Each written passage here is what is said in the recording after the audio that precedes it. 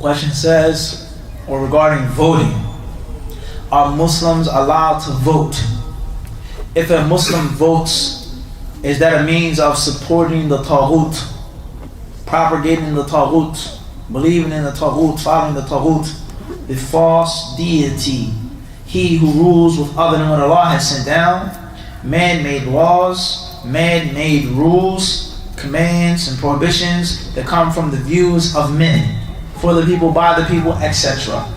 Is it permissible to vote? So on and so forth. We say, is that why do Muslims vote? Why is a Muslim going to vote?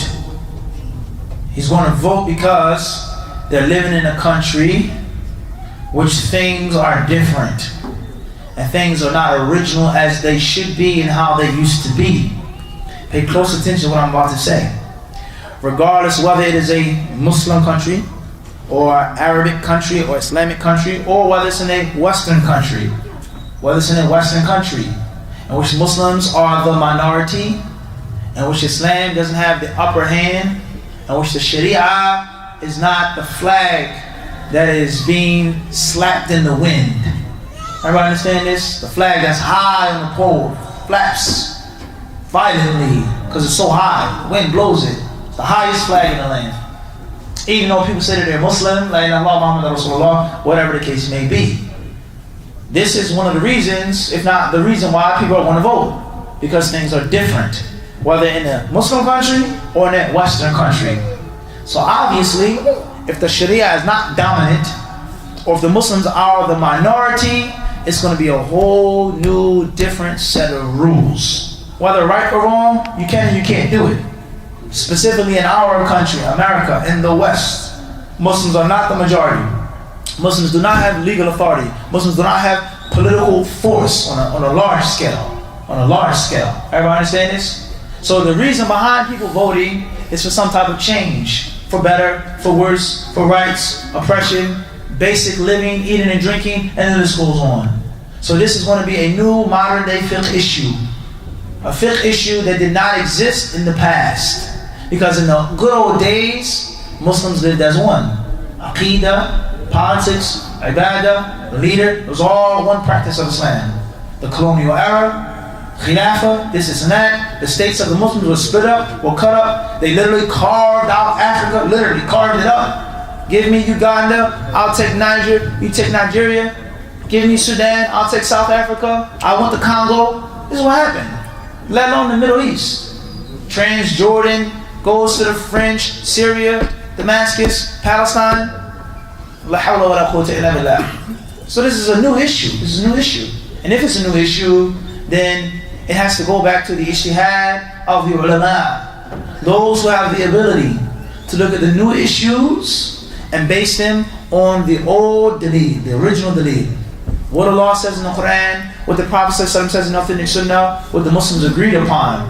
Does voting fall under وَمَنْ لَمْ يَحْكُمْ بِمَا أَنزَلَ اللَّهُ فَأُولَٰئِكَ هُمُ الْكَافِرُونَ? Does voting fall under loving the Taghoot or not? So if it goes back to the ijtihad of the ulama, then you're going to have some who say yes, and you're going to have some who say no.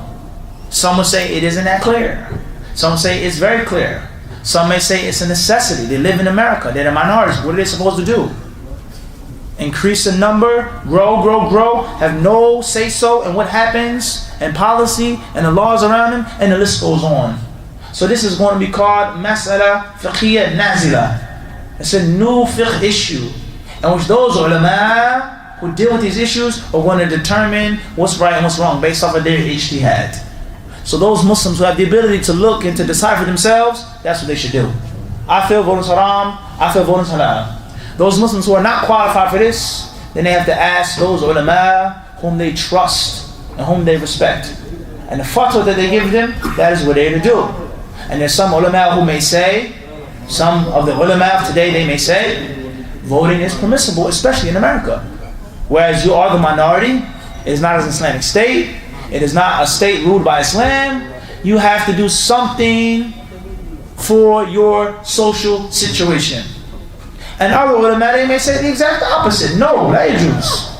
And it is from loving the Taghoot and supporting the Taghoot. You're voting for liars, people who break their promises, slanderers. They're not even Muslim, and the list goes on. being a part of the system, being a part of that agreement to abide by the man-made kufr laws. That's extremely problematic from the get-go. So this is an issue of ijtihad, in which the modern day fuqaha have spoken in detail. They talk about this. Can a person vote or not? Everybody understand this? These are the two sides of the ulama. You have to follow what you feel is safest, what you feel is most beneficial for your deen and for your dunya, and what you feel is closest to Allah's good pleasure, whether it's supporting voting or not. Somebody may say we have to vote, we have to spread Islam, we have to keep Islam alive. We can allow people to just come and change rules and try to wipe away Islam. And it's impossible for there to be millions of Muslims in a place and have no type of political activism whatsoever. And others may say the exact opposite. Wallahu a'lam. هذا وصلى الله وسلم وبارك على عبده ورسوله نبينا محمد.